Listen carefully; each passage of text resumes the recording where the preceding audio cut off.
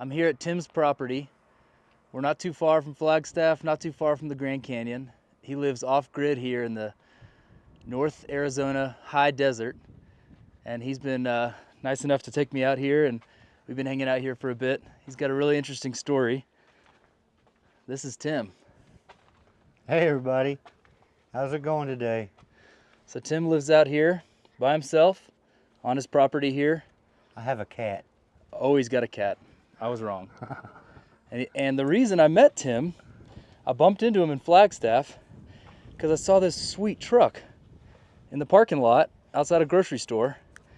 And I said, I got to meet the guy who drives that thing. And it was Tim. And we got to chatting, and now I'm up here at his property. We're going to do a tour of this, but first I want to get a little bit of his story. And so we've been hanging out for a couple hours, and Tim has lived up here in Arizona for 12 years. Yep. He's originally from Houston. Spent a lot of his years living in Houston and East Texas. Yep. And he's had a multitude of jobs.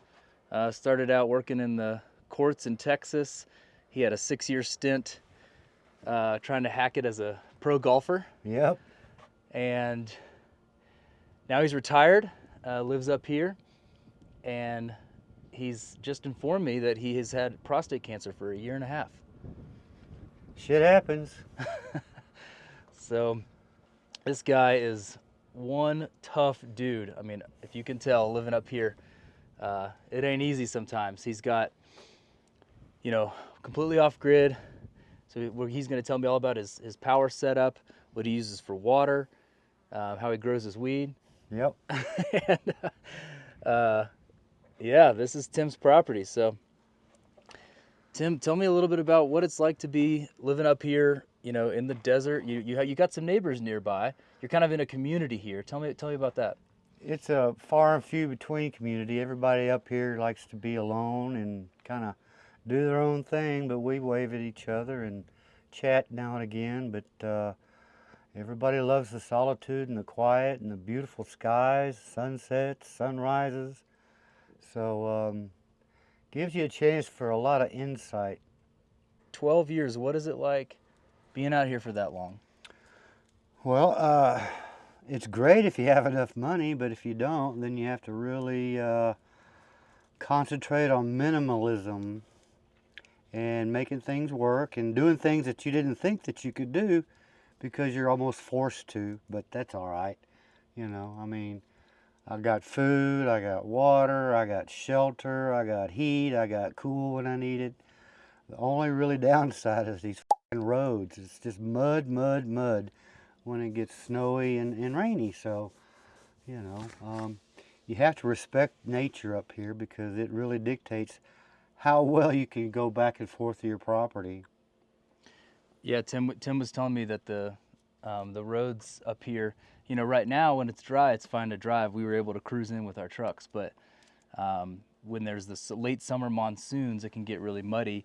And because we're near the Sunset Crater volcano, this whole region is, you have volcanic ash that kind of has been tossed all over northern Arizona. Absolutely. And so when it mixes with water, it becomes real thick, real tough, and people can get stuck out here on these little neighborhood streets that, when there's snow melt or the summer monsoon, so that can be tough. So he's always got to kind of monitor the weather. And also you'll notice on his property that he has these boards that kind of act as walkways to different sections of the property, so that if it is nice and muddy out here, he's not getting stuck walking around. He can kind of maneuver around the property like that.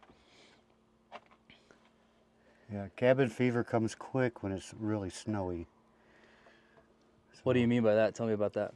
Living in a closet and you can't go outside. I mean, I built that platform out there so I have somewhere to move around on instead of this tiny little cabin I live in. I can exercise out there, or jump rope, whatever I want to do. But in here is basically all my belongings, which is a giant closet.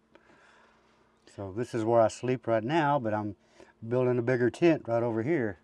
Like I said, Tim's been up here for 12 years, and he said that it's Sometimes it feels like his 12-year camping trip. Yep. He was an Eagle Scout, so he grew up outdoors camping a lot and stuff. And but he said now he's trying to move on to a bigger tent.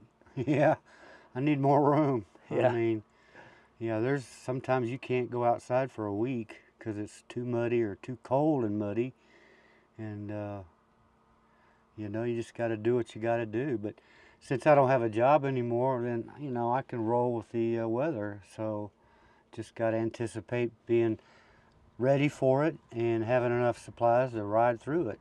So, you know, it's not all that bad, but, you know, it does have its challenges. It's a very harsh environment. Now you used to work in Flagstaff, and you were there 4 days a week. You were telling me when you worked for Yeah, Pepsi. I worked for Pepsi. I was a lead bottler and saw a lot of Mountain Dew go through. And how often do you go into town nowadays? Uh, More often during nice weather, obviously, but when I have to, it's at least twice a month for food and supplies. Do you want to take a walk around the property and show me some things? Sure. Maybe we start over here. Yep. This is a little trailer that I got from the other property that I lived on. It's storing my stuff right now until I get my other tent built, and then everything in there will come into here, and I'll probably sell this. So But, this is kind of storage for now, and oh, then this is absolutely. your sleeping. yeah, this is my sleeping, Yep. and that's storage, and well, you know, I've had to downsize quite a bit, so I don't have nearly as much as I used to. So, and it's funny, you really don't need all that stuff, you know. That's what I like about here. You know, you can really sit out here and look at the stars and start to feel how big the universe is. It's hard to describe, but you look out there and see all kinds of things. Stars, planes, things that fly by that you don't know what they are. So, you know, no saucers, but just weird little lights that do strange things in the sky. Can we So- talk about the damage to your headlight of your truck and other parts? If you want to. I'm interested in that story. Okay. When Tim and I met in Flagstaff, I asked him about this hole in his headlight, and he said, "Well, I'll let him take it from here." Yeah, I keep this thing parked here most of the time, and I came out one morning and saw this hole in my headlight, and I hadn't taken the truck anywhere, and you can see that the plastic is melted, so it's obviously a laser beam that did that, but where'd it come from, and who did it, and why? So you just don't know around here. Strange things can happen. But it wasn't just the headlight, right? It was also there's holes in the seat. There's holes in the seat, in my window reflector there, Yep, and then your shoulder. and I got a wound on my shoulder. Will you show me that? Sure. It's gonna mess up your microphone. That's okay. So you see the scars here.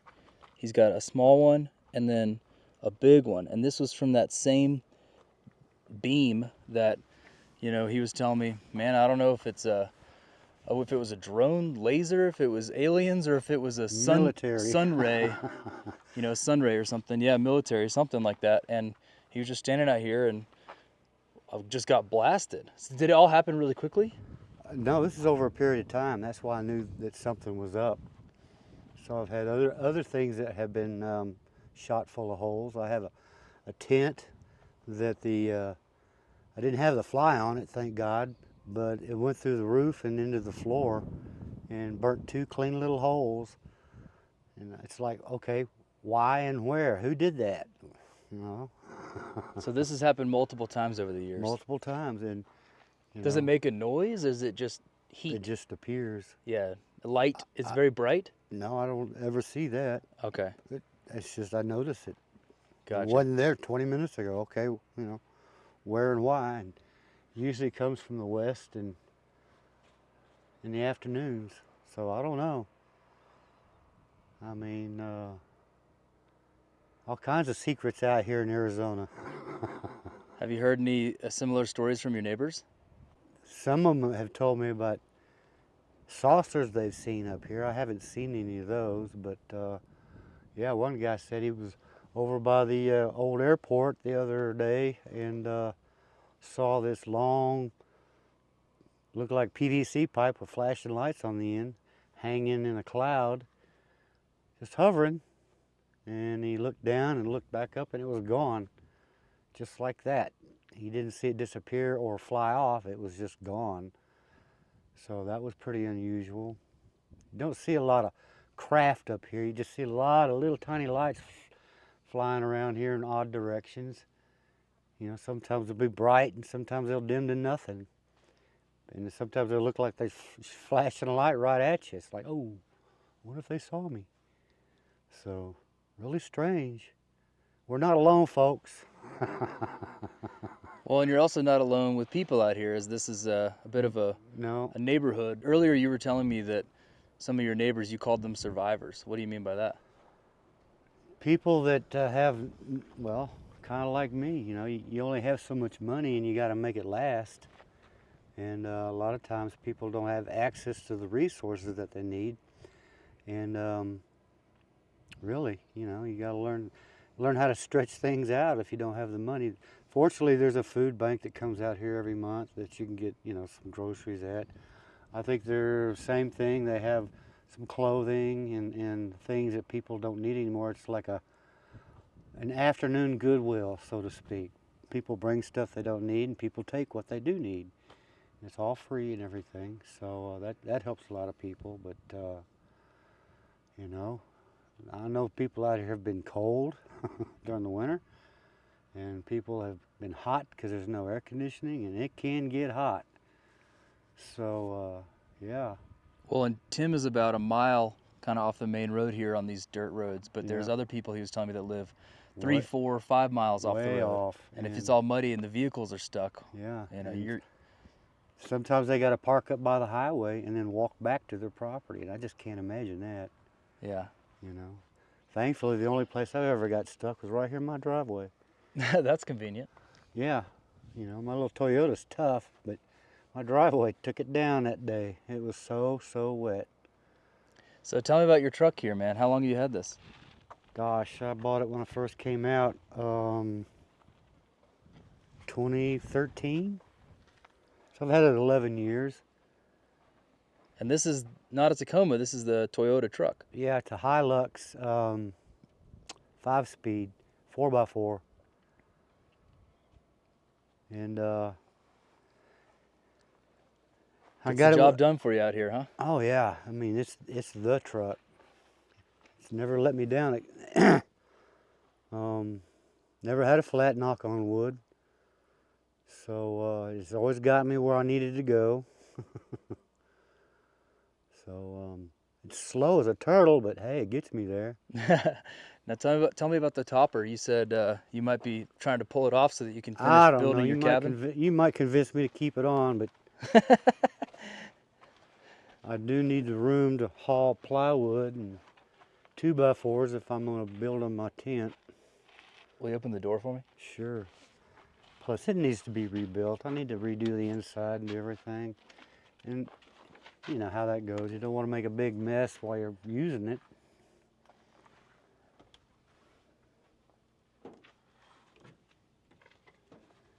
See, I got the solar light going. Oh yeah, the strip all the way around. Yeah, the rope light, and got a solar light on the outside. Well, Tim, I think that if you were to ever get stuck on one of these roads, you got a place to crash in your truck right there, man. Yeah, you're right. I don't tent camp so much anymore because of the big cats. I've seen mountain lions around here, coyotes. I believe I've seen a wolf or two in the fall as they're going north from Mexico to Yellowstone to graze, you know, winter, because everybody's fat and sassy for the winter, so they go up there and take down some prey. And when you see them, is it really close to your property here, or you see them No, through I'm the bushes? out farther there out? when I'm walking. Yeah, or riding your bike. Yeah. Yeah. So, Tim is a big cyclist and bike packer, really active guy. He's got some sweet bikes he was showing me earlier. Do you want to talk about a little bit about your bicycles? Yeah, they all need to be updated. He was admiring my Surly. Oh yeah, yeah. I'm old school mountain biker. I do have a mountain bike with disc brakes, and it was the first year that disc brakes came out, and I had to buy a frame, especially that had mounts for disc brakes. So I've had them since day one, but I need a lighter frame. That one's steel, and you pack shit on it and start pedaling uphill. I don't want to go EV though. That's cheating. Tim was out on the trails yesterday near the Grand Canyon. Yep, beautiful day. I suggested if you come up to the Grand Canyon, you got to ride on some of these forest trails. It's beautiful, it really is. And plus, there's not that many people because if you go into the main canyon, chances are you'll be around people everywhere. So it kind of takes away from the experience. You kind of have to go out and away from everybody to enjoy it. So we talked about some of your toys, talked about your truck, talked about your bikes. Tell me a little bit about the cabin that you built here for yourself. Oh well, I built it out of scrap material that I had from my other cabin at my other property, and brought it over here and only had enough to do a Quonset hut like little thing. It's only 8 foot square, so it's tight. I'm running out of room, obviously, and so I want to get a little bit bigger space to live in, and that way, I enjoy it better out here because, like I said, it gets tough when you're stuck in a little tiny cabin when it's impossible to get outside. Essentially, it's going to be a bed in this corner. Going to have a kitchen over here. We'll have a kind of a breakfast nook dining area over here next to a window to get sunlight in. Over here I'm going to have a shower, a closet, some bookshelves, put a TV here so it faces the bed. And it'd be really cool to get 2 stories, wouldn't it? Climb up there and look at the mountains. Oh yeah, put a deck up there. Put a deck, yeah. Or at least make it a story and a half. But Now, how are you going to build this? Is this going to be a project you work on with some people you know and you have some help? I've done everything myself, so that's the plan. I don't want to go 8 feet because I don't know if I can get up to the ceiling, on the roof. So it might have to be a 6 foot wall, bring it down 2 feet so I can have access to the angles and the shingles and all that. So, like I said, building out here is more like an adventure. Meaning how much time it takes and Yeah, and if you keep it under 200 square feet, you don't have to have a building code. So, well, you already got your furnace, man. You're ready for the winter. yeah, I got my little stove. This is going to be 144 square feet versus 64 square feet. Oh yeah, that's nice. Yeah, and having an indoor shower is going to make all the difference in the world. Speaking of that, how do you stay clean and where do you use the bathroom out here? Well, if I have to, I can't wait. I use a bucket and a plastic bag, take it to the landfill, or I'll go into the campground there and pay for a shower and use of the bathroom. But most times out here, all you really need is a pail of water and a good sponge and soap, scrub it down and you dry off in an instant. So I don't feel dirty, I don't sweat that much. But yeah, you gotta keep the dirt that you get on you and the dead skin, because I don't know, it really makes you feel fresh. And I'll go into cities and I'll see that people will take a 10-minute shower. I'm thinking, what a waste of water, Because you get used to just little bitty trickles. That's all you need. Wet it down, scrub it down, wipe it off. Good to go. So, you can't worry about tomorrow. You got to live for today. I see some of the water you have stacked on your deck there. You got small bottles and you got the Right. the bigger gallons. Yep. And then in in the wintertime and in the summer and monsoon, and sometimes when it's really humid, you can, I don't have it set up now, but I'll have a tarp hanging on a V with a metal pipe running down it, holding it down at an angle. And at the bottom of that, I'll have one of these bottles. And as the dew or the frost or the rain or the snow comes in and melts, it'll come down to the center and go down that pipe and then drip into that tank. So that way I get free water. Of course, I'll filter it before I drink it or use it, but it, you know, it saves all this bottled water. How many liters or gallons can you gather doing that sort of method? Well, it depends on the amount of stuff you have from the sky. Um, I don't know, 6 inches of snow on about an 8 by 10 tarp would pretty much fill that up. 5 gallons. You think, oh, that's a lot of snow, but it doesn't melt down as much. I see your solar panels here. Obviously, you've got plenty of power out here. Yeah, I have a refrigerator and air conditioner and my lights and phone and whatever, but those are the main things I have to keep going. You have to keep your refrigerator going, that's for sure. And what do you do for connectivity, communication, internet? How does that work? Just my phone. I don't have a TV or a radio. Just my phone, you know, like Cool. everybody else. Oh yeah, attached at the hip. One bill, you know, I don't need all these routers and Wi-Fi's and all this stuff. I mean, cable service and whatnot. Don't need that. And that's what I like. I don't owe any money on the property. I got cheap property taxes. My truck's been paid off for years. I probably could have bought 2 trucks in the meantime. You know, you pay as you go out here. You try to stay off of credit. And that really teaches you a good, valuable life lesson. You just don't have to have everything right now, you know. Let the day pass. Think about it. Do I really need this? Will I really use it?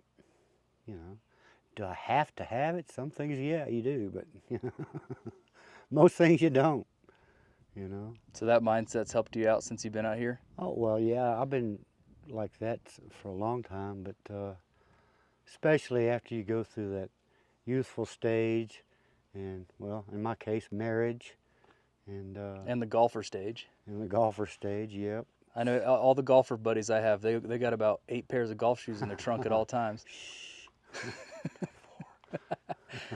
Now I don't even play that much anymore. So, yeah, you know, we all have our little hobbies, and it keeps me active, you know. I'm 67, I want to live to be 167, so got a lot of work to do. Now tell me about the domes here. So if you guys can't tell, there's bits of This is a plastic. 16-foot dome, and then the one behind it is 12-foot dome. And originally it's supposed to be a greenhouse, but the winds are too vicious because of the greenhouse plastic I put on it. Haven't decided what I'm going to do. I might put some of that windscreen, that dark colored, you see it for fencing. I might cut those in triangles and try to at least keep the wind out of the inside so it's not so brutal. So it'd be a shaded place. Yeah, kind of like an arboretum. Tell me about some of these rocks, man. Oh, just stuff I picked up here and there. Some really interesting ones. The green ones are copper ore, meaning the green is the copper and it's mixed in with the rock. You smash it down and heat it up and the copper trickles out.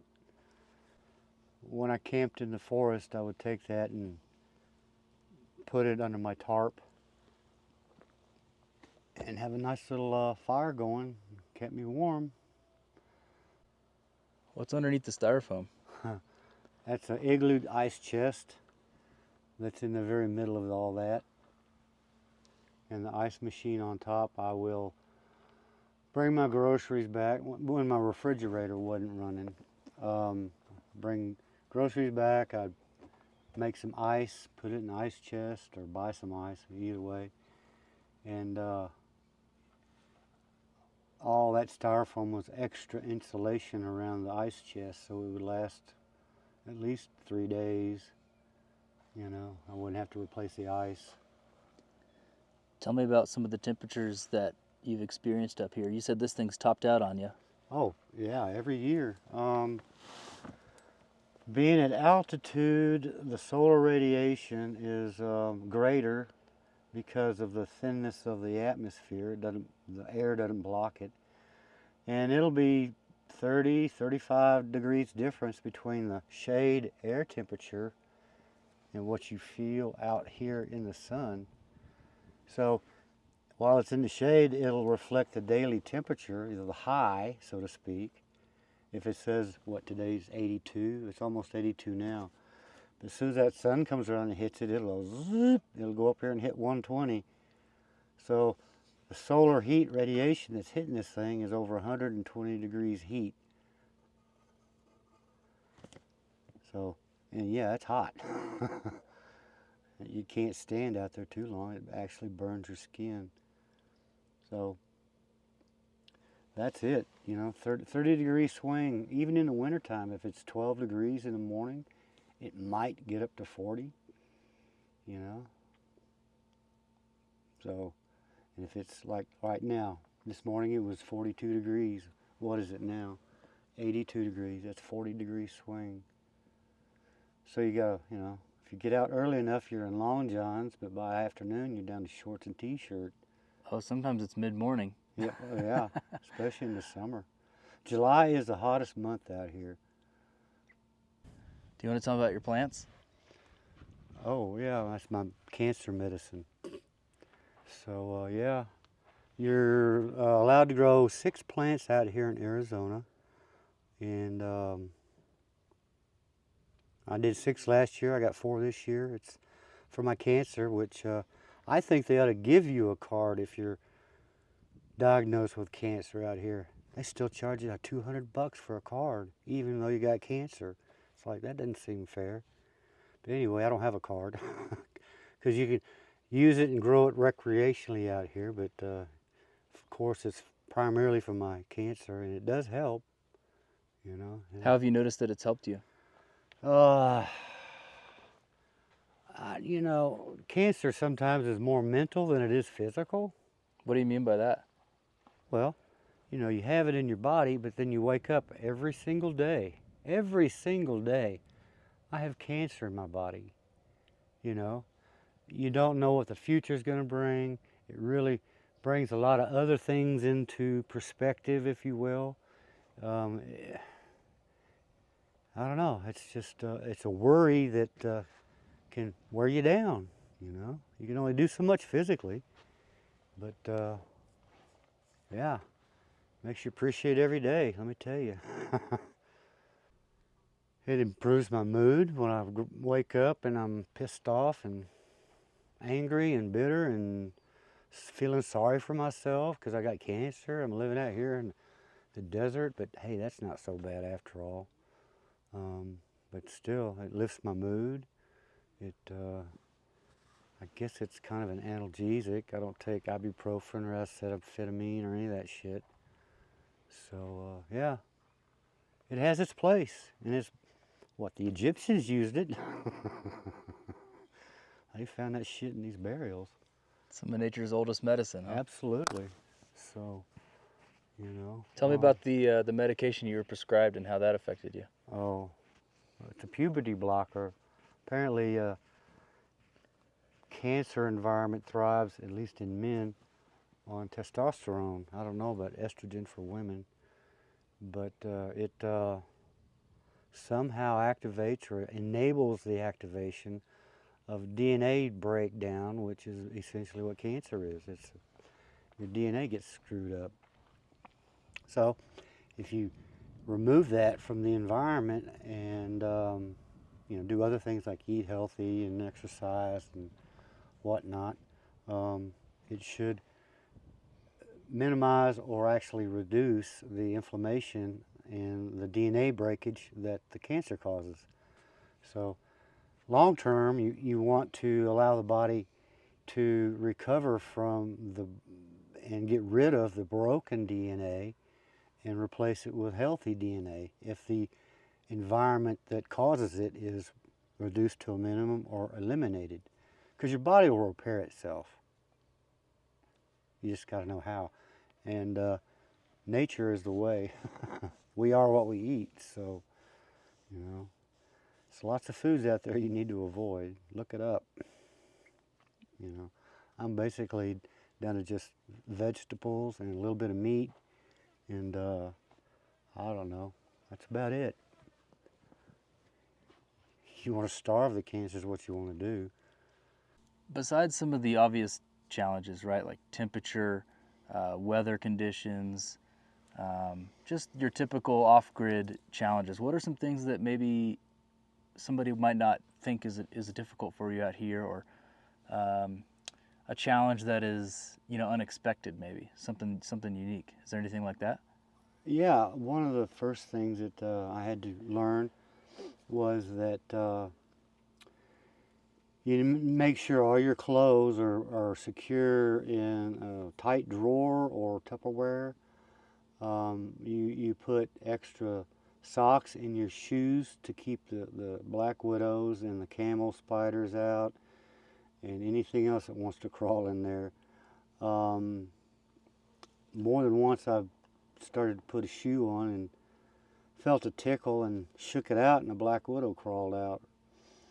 So yeah, the predators out here, they'll get you if you're not looking for them.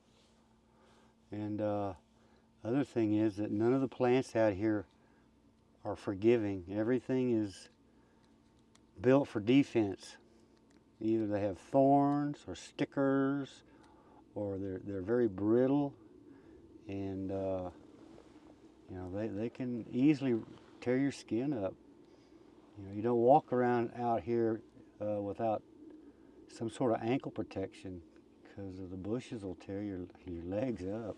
That's why I wear my desert boots all the time when I'm out here, hiking or walking around. What are some things you've learned about yourself living off grid for so long now?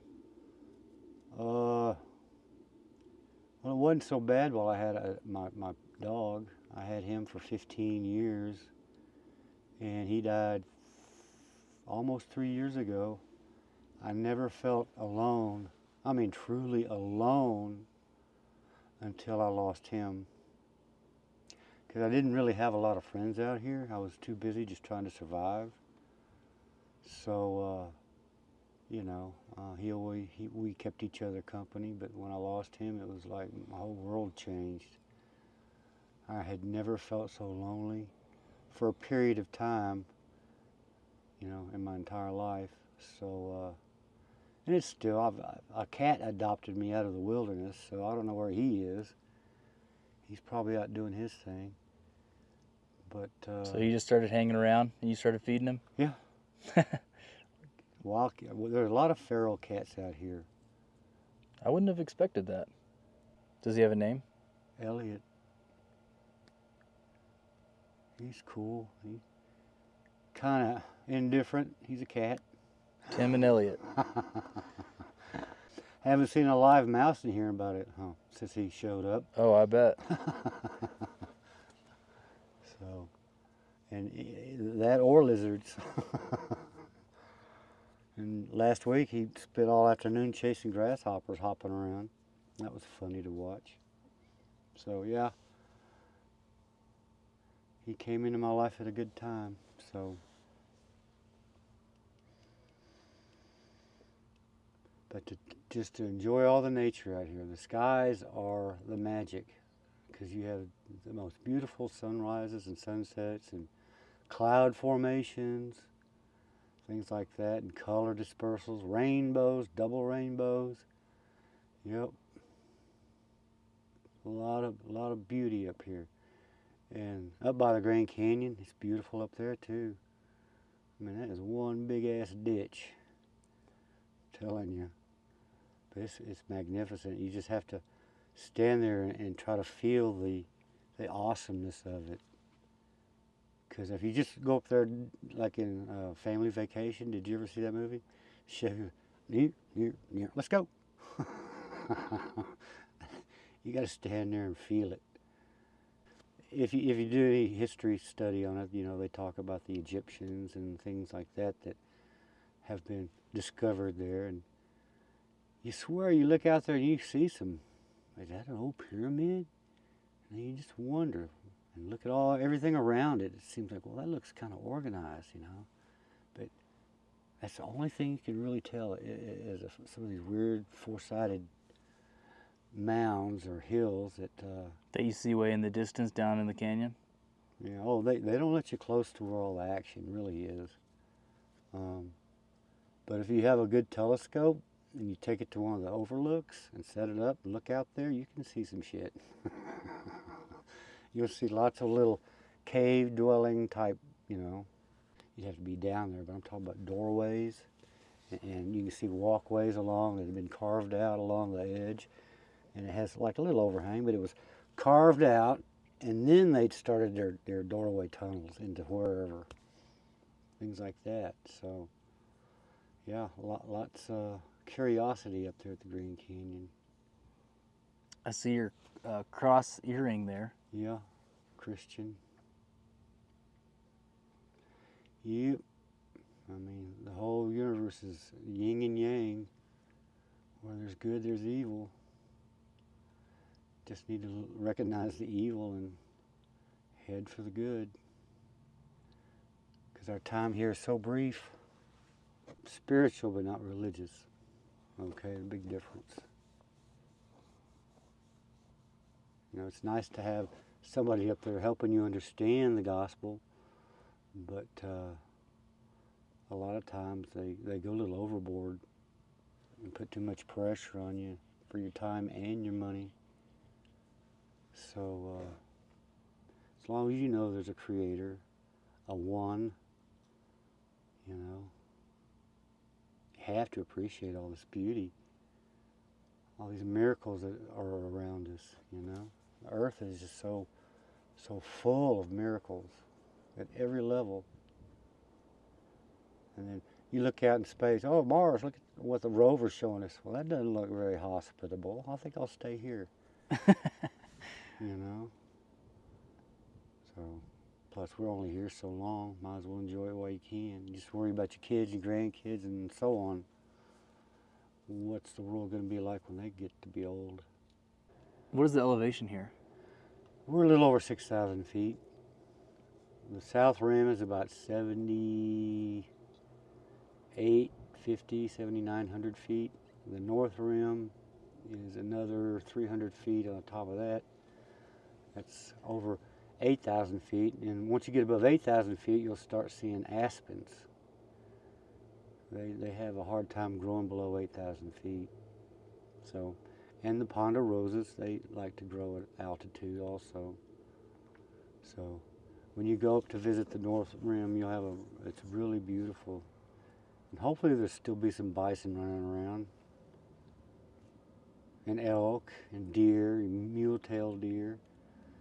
You may even see a bear, I mean, they got it all up there. I don't think moose are this far south. But, yeah, you'll see hear elk bugling and stuff. So, that would be a place to hang out for a couple of nights if you can. Especially on a new moon when all the stars are out. Oh my gosh. You can really see them up at altitude and in this darkness. The Milky Way looks like a giant starry rainbow. Goes all the way across the sky. And if you sit out long enough, you can just see it slowly twisting across the sky as it turns. So it does this. Yeah. If you know your what do you call them, constellations, you can follow them and see how they change positions and shift. So, yeah, there's don't have to worry about traffic, don't have to worry about mortgage. I don't have enough, I don't own enough to insure it. So, take what you need. That's all you need. Because appreciation of nature is where it's at. We truly are in God's Garden of Eden, if you will. Do you think that a lot of your neighbors share that appreciation too? I don't see them out walking or riding their bikes. You know, I think they're mostly into just living. Um, yeah. I mean, people will drive around in their old pickups and dune buggies on the back roads and stuff, drinking beer and cutting up and stuff. So they're out having fun, but nah, most of your activities up by the canyon, people drive for miles and spend big bucks so they can hike in the forest. or along the rim of the Grand Canyon, or up and down those steep trails. So, yeah, that's kind of nice. Plus, I get in free since I live here. Yep, they let us in free. So it's like having a really cool backyard. I own an acre. You can see one property corner there. And essentially it's 200 feet across and 400 feet up to the road. And I live maybe on a quarter of it. The rest of it looks just like all that. And surprisingly, Tim has told me that he has not seen any rattlesnakes on his property. Not a single one. Just maybe a couple out on the road. But I've seen not a king snake. There's an Arizona snake that looks like a king snake. Is it the gopher snake? No, it's, I don't know, 3.5 foot long, striped. I'll let them do their thing. They're not. I had a tarantula almost crawl across my foot one day.